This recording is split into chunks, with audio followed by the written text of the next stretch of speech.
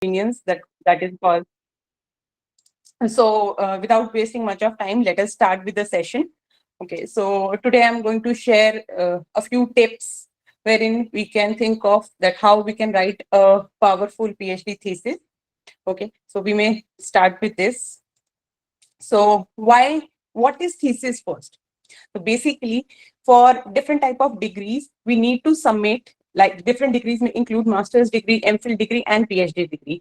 According to NEP 2020, MPhil is no more existing degree now onwards. So we cannot enroll ourselves in MPhil degree, and we may not get the chance to do MPhil anymore. However, now the PhD may be allowed if we have done 4 years of bachelor's degree or honors degree. So we can take direct admission to PhD, okay, or we can do 3+2 degree course. That means 3 years of bachelor's degree and 2 years of master degree to take admission to PhD degree. Okay, and for completion of this PhD degree, our main focus of today's discussion will be on this PhD degree. We need to submit a document. Okay, it is like a report that we need to submit of the work that we have done during the time period for which we have enrolled with the university. So basically, a thesis is a kind of document which is required in support of an academic degree or professional certification that presents authors, research, and results. Okay, so in all, we have to prepare a document in which we have to write in a standard format. Okay, that what we have done, what was our research problem, from where we have find the gap, what are our objectives, how we have worked on this, we have to give the conclusion also. See, there is a basic thing. Whenever we are going out for having lunch or maybe dinner or any meal, so there are two things that we actually think of when we are served with that food. One, the presentation of food should be really good. Then only we can feel like eating that food. And second, the taste of food should be good. The similar thing goes with the thesis when we are writing. First of all, the presentation should be very good. If your presentation is good, then only the person who is evaluating your work will be easily able to get into what you, or will feel like reading what you have mentioned in your thesis. And then you need to work on your thesis, or your research work should be strong enough that it may come out with some powerful outcomes. Research outcomes should be there. So we have to follow certain rules when we are writing these theses to make it really strong. So two things, that is presentation, and another thing is the content that we are presenting. Okay, it may also be known as a document which is there in the form of a book. Okay, it is not like a loose paper that papers that we have to give. We need to get it binded in the form of a book. So like we see the book, when we open the book, there is a cover page, there is index. Okay, there is a preface, then content, and then bibliography and everything in the end, or annexures in the end. Similarly, we also have to prepare a book which we term as thesis, and it is submitted to support our candidature, we as a candidate. So till the time we are enrolled in PhD, the PhD degree is not awarded. Okay, it will only be awarded once we have completed our work. We submit the thesis and it will be finally evaluated, and we may get approval from our external examiners that yes, our work is up to the mark for the award of degree. Okay, and it is one of the very important activity, okay, through which we can show our writing skills basically. Okay, so when we are writing a thesis, there is something that called backbone of the thesis, and the backbone is this thesis statement. Okay, this thesis statement emphasizes on studies idea. Okay, through around which idea, what idea your work is revolving. Okay, whenever somebody asks me that, like, what is my area of specialization, I talk, it was stock market, or it is stock market. So majorly my work revolves around stock market. It may be sustainable stock markets. Okay, it may be Indian indexes, it may be different. So there are different ways, different legs through which we work on stock market, but the major area on which I work is stock market. So similarly, our thesis statement actually emphasizes on what we are trying to express. Okay, how we are expressing it. It is like views that crystallizes into a single sentence. Now we have to summarize these views into one single sentence, and that is why I said the thesis statement should be really, really strong. Okay, Now, let us see what a thesis statement is. So basically, a thesis statement is one complete sentence that expresses researcher's position. Okay, positions as in where we are, from where we have reached at this position, and now onwards where we are going. Okay, so this statement is that bridge which is taking us from where we were to where we are going. Okay, this is showing where we are standing at present. Okay, so it is one complete sentence that expresses researcher's position. It helps in narrowing down the topic to a specific focus of investigation.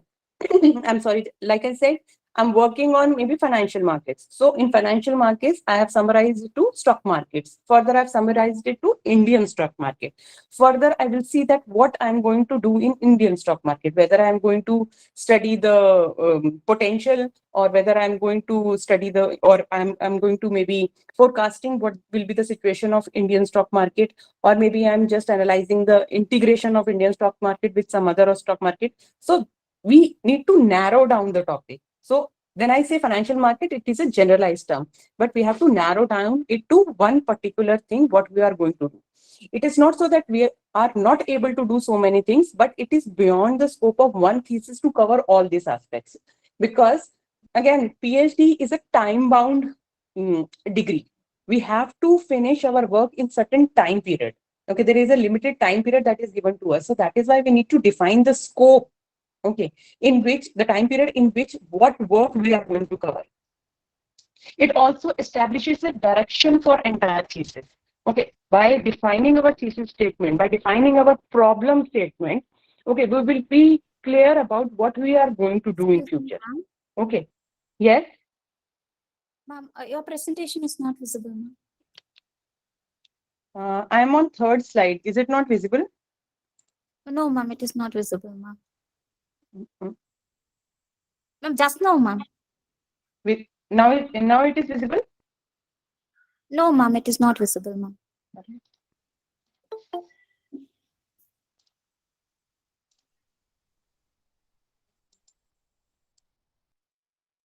Is it visible now?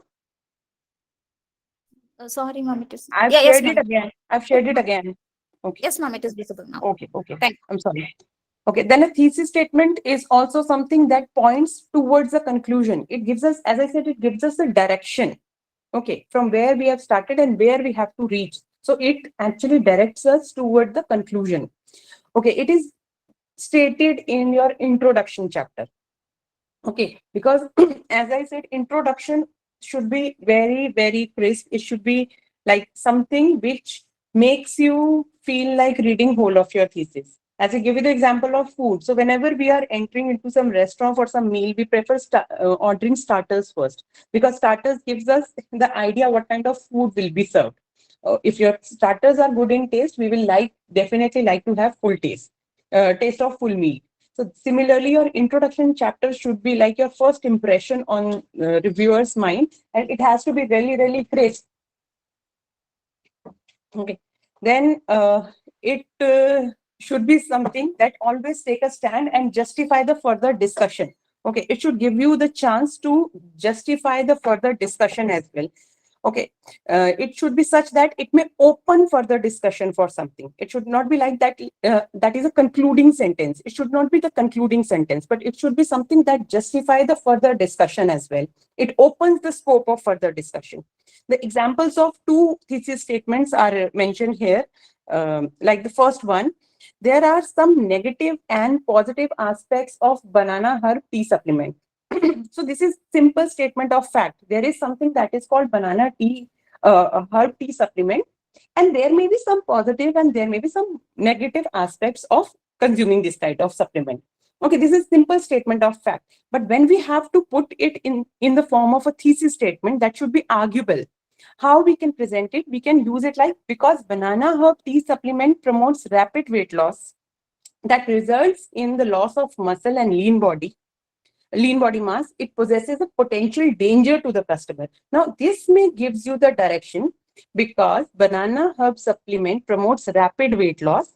Okay, somebody who is consuming this may experience weight loss, but it may also result in muscle and lean body mass, loss of muscles and lean body mass also. So this may be harmful to you in case you are consuming it just for the purpose of weight loss, because it may lead to loss of your muscle mass as well. Okay, so this gives us the direction what we have to study from here. Now we have to study that consumption of banana D supplement, as the statement says that statement of fact says negative or positive, but thesis statements clarifies this, that now we have to test in this direction whether the consumption would lead to this thing or not, loss of mass, muscle mass or not. Okay, there is one more example mentioned here, like foreign language is common in movies. Okay, we somehow know this, that nowadays the movies that are coming up, they are using some foreign language. Again, this is simple statement of fact.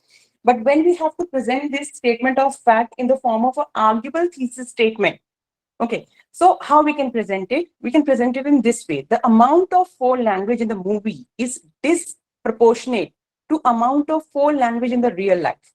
Like movies are something that we are seeing on screen. This is not related to the real life. Okay, so just giving the statement that foreign language is common in movies, this is a clear statement, just a statement of fact. But it is not leading us to any discussion. Okay, it is not opening the scope of any research. But when I presented this in the form of a thesis statement, which says that the amount of foreign language that is used in a movie nowadays, it is not exactly similar to what is happening in the real life. So here we can start researching whether the language that is used in movies, is it replicating the real life situation or not. So the second statement opens the option of discussion. So this is how a simple statement of fact can be presented in the form of thesis statement. Okay.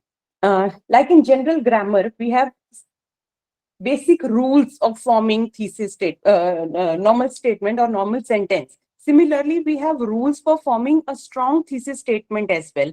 So basically, a strong thesis answers a how or why about your topic through a specific language. Now, how we can present it? See, there is the first one, this one. Okay, this shows the normal statement, or again the statement of fact, which includes a broad noun, a weak verb, relatively weak verb, and a vague or evaluative adjective, like the economic situation is bad. Okay, again, it does not open any scope of discussion, further discussion, but we have to be specific when it comes to our thesis. Like, so we can present it using this formula, wherein we can replace broad noun with a specific noun, the weak verb with the action verb, and the vague or evaluative adjective with the assertive predicate.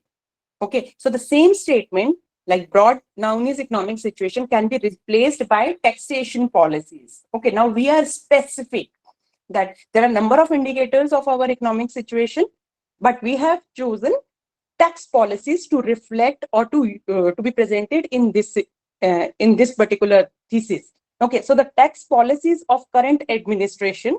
So here we are very, very specific that we are talking about the taxation policies of current government.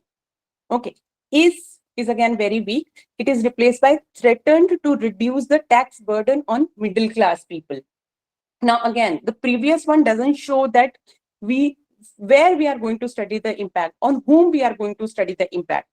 But the action verb is showing, or when this weak verb is replaced by the action verb, it shows that the taxation policies threaten to reduce tax burden on middle class. Now we are studying who will be our population. The population will be middle class people.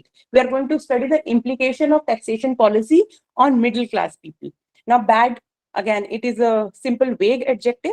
Now just to make it assertive predicate, what we have to do, this is done, the impact of taxation policy on middle class can be done by sacrificing, how we are suffering, we as a middle class are suffering by sacrificing education and healthcare program of everyone.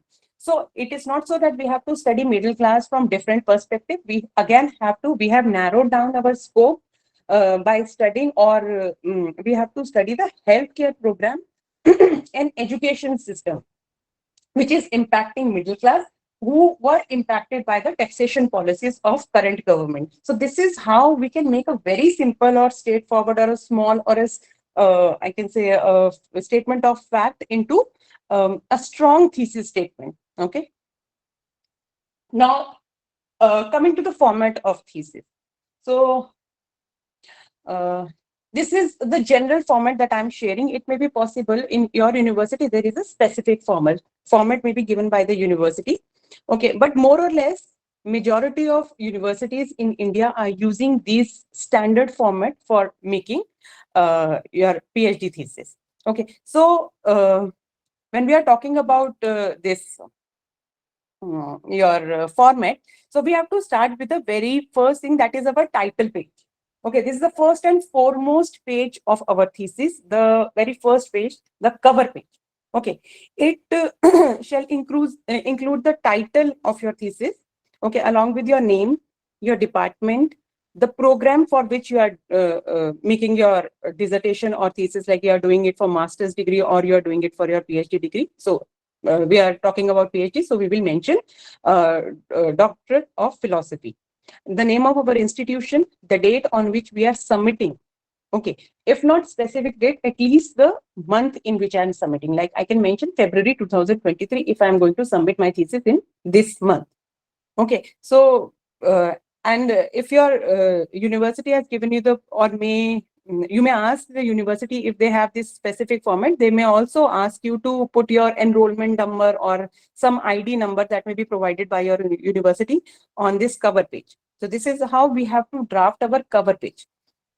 So once we have drafted our cover page, okay, we will move inside the thesis, we'll open the thesis. So first thing that we may include when we are opening the thesis can be the acknowledgement.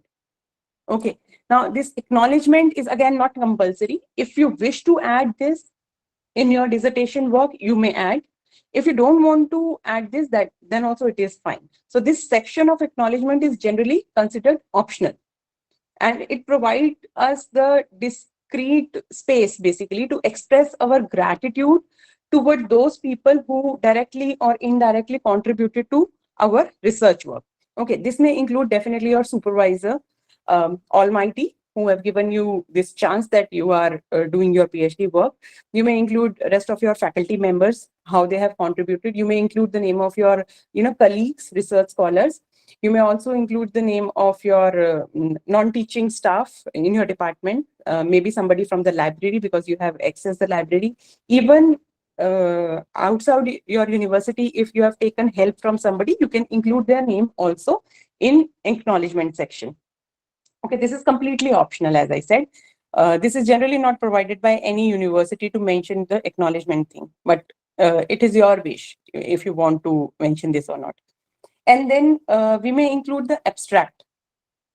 So like every movie has a trailer, and trailer gives us that charm that whether we want to see that movie or not. Similarly, this abstract is like trailer for the whole movie, for the whole thesis.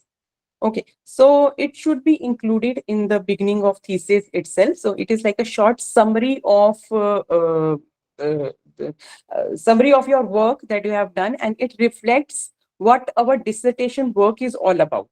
Okay, it should be really, really small. It is good if you can include it in maximum 2 pages.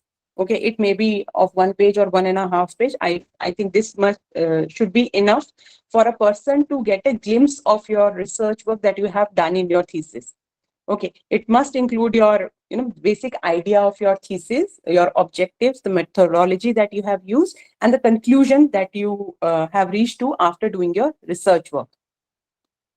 Okay, after including this, your abstract, the next thing that is very important is the table of content, or we may also call it index. Okay, that we may include in your thesis. We should rather include in our thesis, and this should be something which should be very carefully drafted. Okay, because it includes your various chapters of your thesis, chapters, their headings, their subheadings. It should also include the page number on which these particular headings appear. Okay, that should also be included here.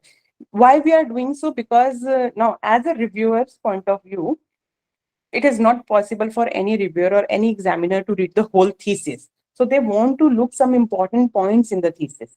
So it would be difficult for him or her to find the specific topic if this index is not provided. So suppose I am reviewing some thesis and I want to see the methodology thing or the tests that are used in thesis. I will directly open the index and I will see where, on which page this thesis talks about the specific tests that are being used in this thesis. I will directly go to that page and can read the methodology thing. So this is how this index helps. So that is why we need to include this table of content or index in our thesis. And post that, we can also include the list of tables and figures. Okay, this can be two separate tables. One is list of tables and one is list of figures that should be included in your thesis. Okay, sometimes what happens, like in my work, my area of specialization is finance. Okay, so when I'm working on stock market, we need to put lot many tables as the outcome of analysis, data analysis, and there are number of figures also. Okay, which helps us in the analysis. So where I'm placing that table in the thesis, my reviewer or my examiner won't be able to know. If I put this table, list of tables here, again, it would be easier for the examiner to point out where he want to read the results of one particular test and he can easily get onto that page. Okay. Similarly, the same work can be done with the list of figures that is provided. Suppose that the next thing that we can add is this abbreviation list. Okay, this is the list of shortcuts or short forms that we are using in the thesis. Now, what happened in case of any thesis? These abbreviations are actually related to the area in which you are working. As I said, like my work is on stock market, so BSE, NSE, these kind of words are frequently coming in my thesis. So writing these BSE as Bombay Stock Exchange and NSE as National Stock Exchange repeatedly in the thesis is tedious, but more than that, it is space consuming.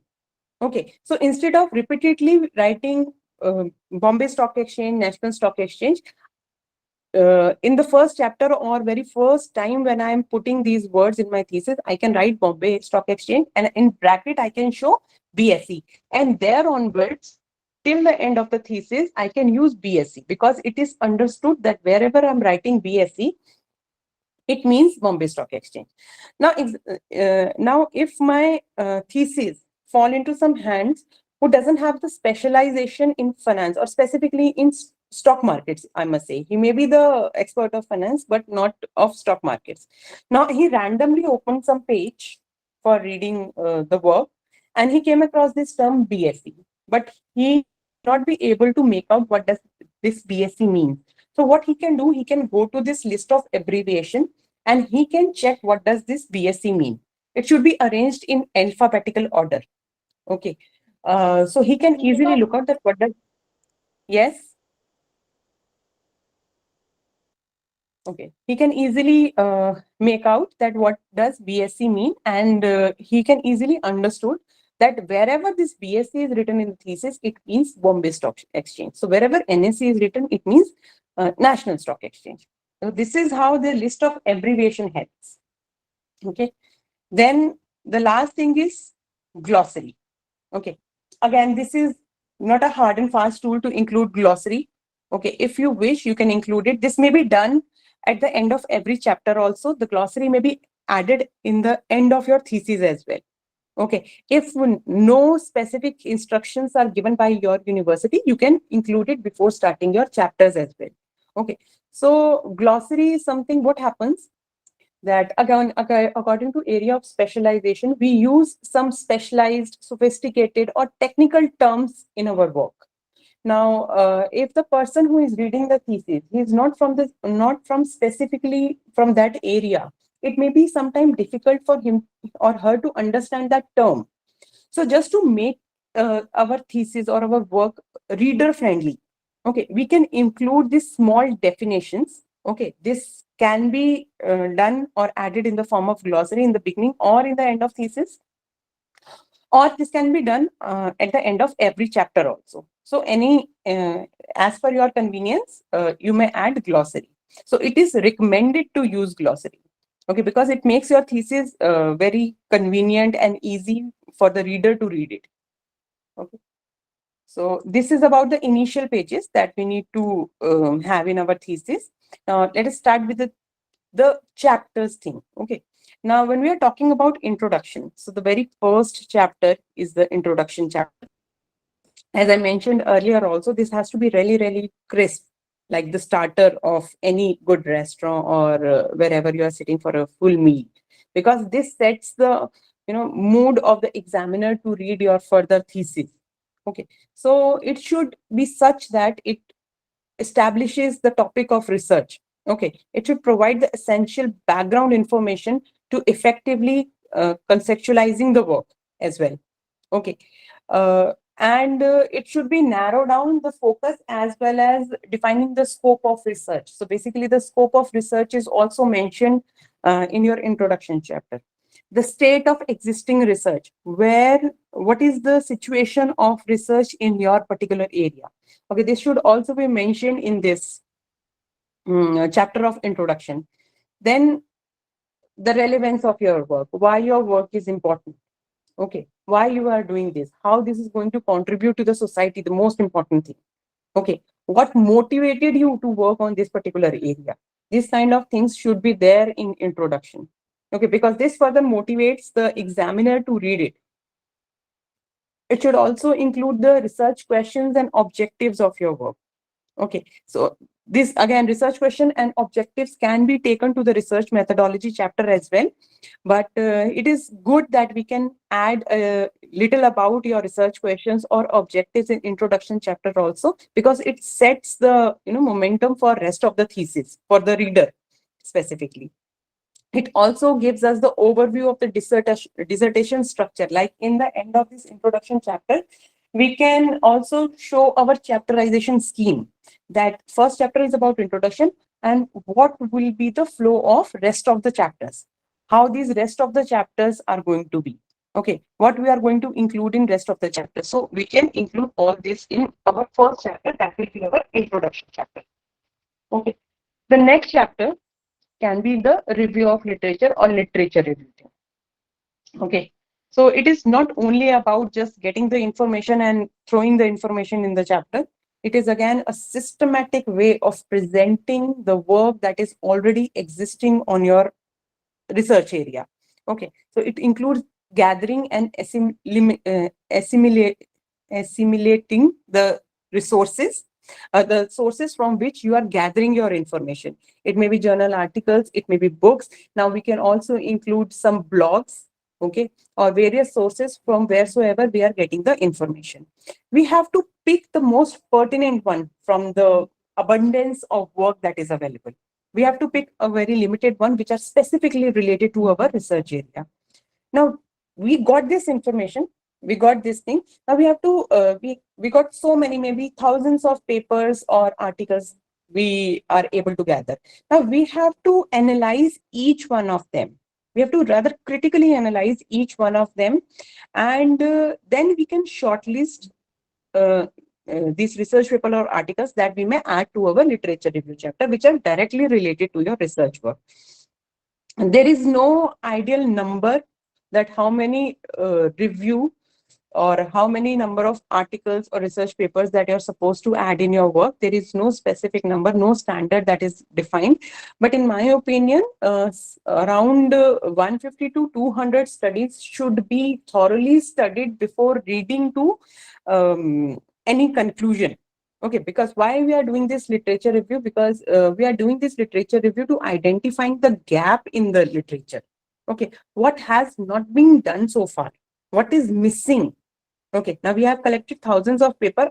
From these thousands, we have reached to about 150 to 200 papers that we are going to include in our thesis, and from which we have extracted the gap.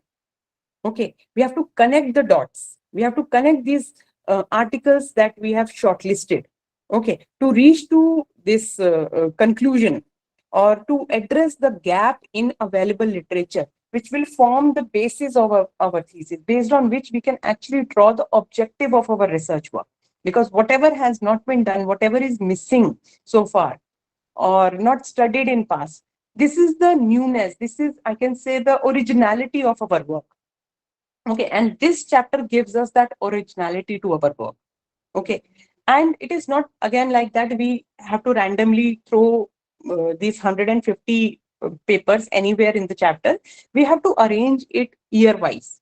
Okay, uh, we may plan some more sessions on writing literature review as well in future, but just to brief that we can arrange these researches that are available year wise, but otherwise nowadays what is happening, the researchers are presenting this in the form of systematic literature review as well. Okay, they are doing it, the presentation should be really really systematic. Okay, I can show you at the end of this presentation how we can present it systematically. Apart from that, what we can do, we can also do this bibliometric analysis. Okay, we can get the data from Scopus website and we can perform bibliometric analysis to reach to this conclusion that in this particular area, what kind of work has been done so far, and to reach to some gap. So this is how we can draft our literature review chapter. Okay, the next thing is, or the next chapter in your thesis can be the research methodology chapter. Now, from literature review, we have extracted the gap. We have reached to this gap, what was missing so far. Okay, we have defined or we have extracted our objectives also, but we need certain tools, okay, to attain those objectives, okay, to reach to some conclusion. Okay, this is defined in this research methodology. So the overall type and approach of research, okay, this should be mentioned in our research methodology chapter. This may be quantitative, this may be qualitative, or your ethnographic research, or your research is experimental. You have to mention this in this chapter, that what kind of research you are going to carry on. Then the method of data collection. Okay, if you are working on secondary data, then what would be the sources from which you are getting the data? If you are working on primary data, then again, what would be your tools for collecting the data, whether you are collecting the data through survey or interview or whatever method you are using for data collection, you have to mention this in your research methodology chapter. And then we have to give the elaborative details of when, where, with whom the ground of research took place. Now, if we have collected the data, suppose primary data we are collecting, and now we are contacting people for collecting the data, our respondents. So from which duration, from which date to which date you have collected the data? Where? What would be the place? In which village, in which town, in which city have you contacted your respondents? What is the time at which you are contacting? Whether you are contacting your respondent in the morning or in evening. Okay, suppose we are trying to analyze the efficiency of worker. The result will be different if we are collecting the data in the morning or if we are collecting the data in the evening. Okay, so this kind of things should also be mentioned when we are making our this research methodology chapter. Then now we have collected the data. The next thing is data. This is just the raw data. Now what we have to do, the data is meaningless unless we apply some tool for analyzing the data. Okay, to reach to some numbers through which we can see or we can reach to some conclusion. Okay, so the analysis need to be done, and these tools for data analysis should also be mentioned in our research methodology chapter. Okay, the materials and tools that are employed for our research work should be mentioned here. A justification should also be given for each method that we are using. If we are collecting the data through surveys, why we are doing that? If we are collecting the data through interview, why we are doing that? Okay, if we are using a particular tool for analysis, why we are using only that particular tool? A clear justification should be there. And trust me, you will find the answer to all these questions only in the literature review, from the literature review section. So again, I must say that literature review is the most important part of your thesis. Uh, every answer or wherever we struck in our research work, the answer will be given by literature review only. Okay. The next chapter can be the results chapter. Now we have done our set our research methodology, research design, and everything is very clear. Okay, we have decided the data has been collected. Now data is there. We have analyzed the data. The next chapter will show the presentation thing. Now you have to present the data in this chapter. Okay. Now we have to concisely state every relevant outcome, It should include all the descriptive statistics, which talks about the basics of your data, and inferential statistics as well. Like when we have done the analysis, we might have received some probability values or test values or test statistics that we are getting, based on which we are doing our analysis. So we have to present all these things in this chapter. Then we have to state in very brief order that how these results are associated to the findings of questions. Okay, whether the proposed hypothesis supported or not. So now we are reaching to the results. Now we have results in our hands. So what are your findings? What does that mean? If p-value is this, we are accepting. If p-value is this, we are rejecting hypothesis. But this is not the conclusion. What do we mean by accepting hypothesis? What do we mean by rejecting hypothesis? We have to clearly specify this as well in this chapter. Okay. Then we need to mention the figures and tables in case they can help the reader to understand the result in a better sense. So in case we have to use certain figures and tables, if it can help the reader to understand our context or whatever we are trying to explain in a better manner, so it is always advised to add these figures and tables in your results. Okay. Then it should report all the results that are pertinent to research questions. So we need to be very specific when we are presenting our results. We have to go back to our research questions from where we have derived our objectives, and we have to see whether the analysis or the results that we are getting, are the research questions being answered. These results are able to answer the research questions that we have received from the literature review. Okay, so we have to check this thing as well. And try not to include any subjective speculation or interpretation for which you don't have any supporting evidence, you don't have any specific data, or you have not able to perform any analysis. Don't give anything just on the basis of some vague information. Okay, you have to be very, very specific when you are presenting your results in your thesis. Okay, it may be the last chapter of your thesis, which may include discussion, or we can also call this interpretation. Sometimes it may be named as conclusion and discussion, or maybe discussion and future suggestions kind of thing. Maybe the name may be given to your thesis like this. Okay, now what all we need to include in this particular chapter, we need to provide our interpretations. Okay, so far we have analyzed the data and we have given the results. Okay, now what does these results actually mean? What do the concerned results mean? We have to give the explanation or discussion in this chapter. We need to explore the implications of your results as well. Okay, if your results are positive, what would be the implication? If your results are negative, what would be your implications? We have to mention this thing in this chapter. Okay, you have to interpret the result, we have to give the implications as well. And also we can acknowledge the limitations of the study. So here I can mention that no research work or no thesis can be 100%. Okay, it cannot be complete. There is always some scope of work, some scope of future work which is left. Okay, so here we can mention in this chapter that what are the limitations of our work which can form the base for future scope of research.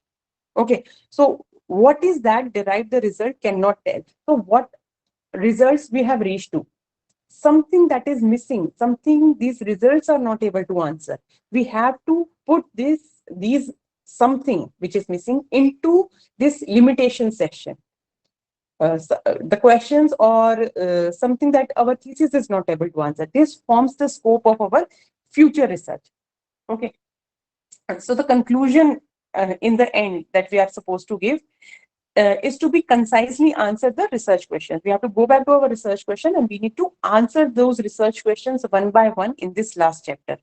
And this form, the conclusion, sometimes also incorporates the recommendation for the future scope of research. As I just mentioned in the previous slide, the limitations will give you the scope of future research.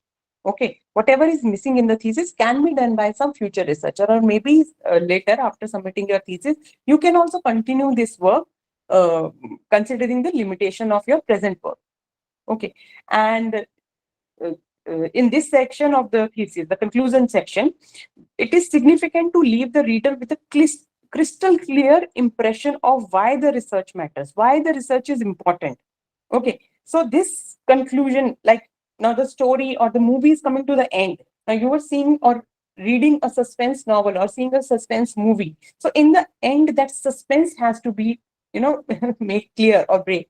So we have to give very clear impression in this chapter. So again, it has to be drafted very neat and in such a neat and clean way that reader can able to easily understand that what was done and what is the conclusion in the end. Okay, he should be able to understand that as a researcher, what I have contributed, okay, to the society, how and why my research work was important. So it should be drafted in such a way. And now the chapters are finished.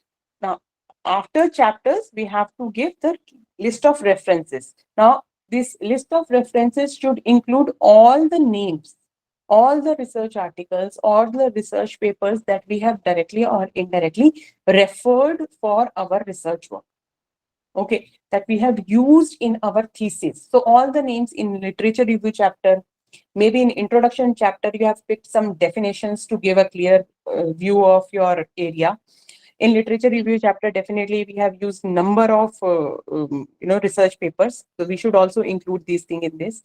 And in your methodology chapter, so the test that you are using, from where you have used the particular test, we have to mention everything in this. Then in your interpretation part also, we have used, or somebody else, if he or she has used the same tools in past, so we can refer their name also while writing our chapter 4, data analysis and results. And in conclusion also, we can relate our results with the past studies. Okay, we can give the comparison, or we can show the similarity. We can also use a few names in our this last conclusion chapter. So all the names, all the studies that we have referred in first 5 or 6 chapter, we have to give in this reference list. And after reference list, we have this appendices. Now, appendices includes something that was not included in your result section. Okay, sometimes there are very lengthy tables of the results. It is not possible for us to give these tables in the thesis because, first of all, again, it is space consuming. And sometimes somebody is not able to, read those lengthy tables. They are focused on getting the final results. So it is always advised not to include something that is not directly related to whatever you are giving, can be added to appendices. Then in research methodology chapter, where you have mentioned that you are collecting the data through interview, so you might have used some questionnaire. So we never add questionnaire in research methodology chapter, though it is our tool, but we can add our questionnaire in appendices. So in case a reviewer or examiner want to see that what kind of questionnaire you can use, you have used, he can always open your appendices and see your questionnaire. Okay, this is till now about your thesis, that book. Before submitting, we have to clearly or go through this step also, that we need to get it edited and proofread. Don't submit your thesis or in haywire. Okay, we need not be very, very quick on submitting our thesis. We have to read it again and again, and if possible, get it read by somebody else. Okay, if some expert is available, get it read by some expert. Our thesis should be error free. Okay, whether it is grammatical error or typo error or any kind of error, our thesis should be error free before submission. So these are the steps that I have already discussed and presented in the form of flowchart, that how we can write a good thesis. Now, in the end, there are certain don'ts and do's that we need to take care of while writing the thesis. So when I'm talking about the don'ts that we need to keep in our mind, so it should include that we should not use don'ts. Okay, don't use first person pronoun like I am doing this, my view is this, we, me, us, our. We are not supposed to use the first person when we are writing a thesis. Okay, however, we have seen nowadays in some research papers, there are authors who are using I and we, okay, to represent themselves or as authors. But it is advised not to use first person, rather use third person when you are writing in your thesis. Don't use any archaic term like thus, alas. Don't use these kind of terms because this is not recommended in academic writing. Okay, and we are not supposed to use any kind of slangs. Okay, any short forms in our thesis because it is part of casual writing, and this thesis is a formal document. It is not a casual document that you are submitting. So we need to be very careful when we are using English as a language while writing the thesis. We're not supposed to use cliches, okay, which has different meanings or which may lead to you the reader to think of some meaning out of it, like too little too late. Okay, everything that shines is not a gold. Okay, these are the phases that we use in our day-to-day language. These kind of things should not be included in our thesis. We should not use qualifiers like really, very, surely, often, hopefully, basically. We should not use these kind of words when we are writing the thesis. Okay. We also need to avoid overuse of some scholarly phrases like in this paper, I will, in the conclusion, this. So don't use these kind of things repeatedly. Okay. In conclusion chapter, in the end, you have given this, in conclusion, this, that is fine because this is a closing statement. But don't use these kind of statements repeatedly. Okay. And what all we need to do when we are writing the thesis, we need to write in a very clear and a plain style. Okay, we need to avoid some flowery language. Okay, we are not supposed to use some language which may belong to, I can say, a literature kind of thing, because we need to be very clear. We need to be very, straightforward when we are expressing things. If possible, forget using dictionary or anything. Write first of all what is coming into your mind related to your work. Okay. So because this will give you the real view of your thoughts, whatever, because nobody knows your research work more than you. It is like a baby to you, right? So you are the one who is creator of this research work, and nobody can tell you more than your work. Then we have to use active voice when we are writing. Your sentence structure should be varied. Okay, it should not be too lengthy. It should not be too small. Okay, we need to use the balanced sentences. Okay, then we have to be consistent with our tense. Like using the present tense is something which is most common in academic papers. We generally don't use future tense. We only use in our social science teachers, we use our future tense only when we are recommending it for future. Like when we are sharing the future scope of our work on the basis of on the basis of the limitations that we have experienced. Okay. So only then we have to use future tense. Otherwise, we need to use the present tense. Okay. And past tense can only be used in the history dissertation and nothing else. Okay. Then get someone who can read your thesis on your behalf. Okay. Take somebody's help, because if we are reading this repeatedly, sometimes it's not possible for us to point out the mistakes because we are seeing the same text again and again. If somebody else can read it, he or she can be, it is possible that he or she can actually point out some mistakes that are silly mistakes in your thesis. So get it read by somebody else. So this is my advice and this is my suggestions for writing a powerful research thesis. So if you have any queries and questions, you are most welcome to ask.